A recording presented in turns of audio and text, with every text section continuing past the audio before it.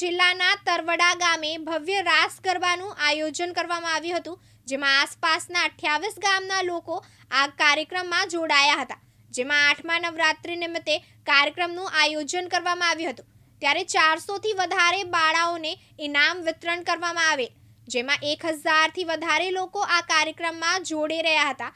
ત્યારે મહાપ્રસાદ તેમજ સંતવાણી રાસ ગરબા સહિતનું આયોજન કરવામાં આવ્યું હતું. કાર્યક્રમ તરવડા ધામ આપણે ગાત્રાળ માતાજીના મંદિરે સમસ્ત 28 ગામ સેવા સમિતિ ભાઈઓ દરેક 28 ગામથી બધા સાથ સહકારથી અમે બહેનોનો જે દર વર્ષે એક ઉત્સવ રાખીએ છીએ, રાસ ઉત્સવ, જે આજે 8મા નોરતાનો અમારો કે અમારા 28 ગામના બહેનો દીકરીઓનું રાસ ગરબાનું આયોજન કરી અને દરેક ભાઈઓના સાથ સહકારથી આજે અમે આ કાર્ય માતાજીની દયાથી પૂરું કરેલું છે. કયા પ્રકારનું આયોજન હતું?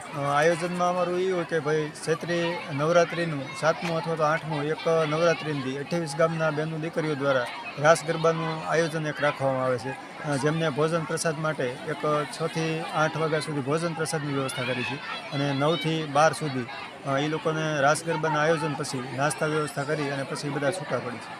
કેટલી સંખ્યા છે?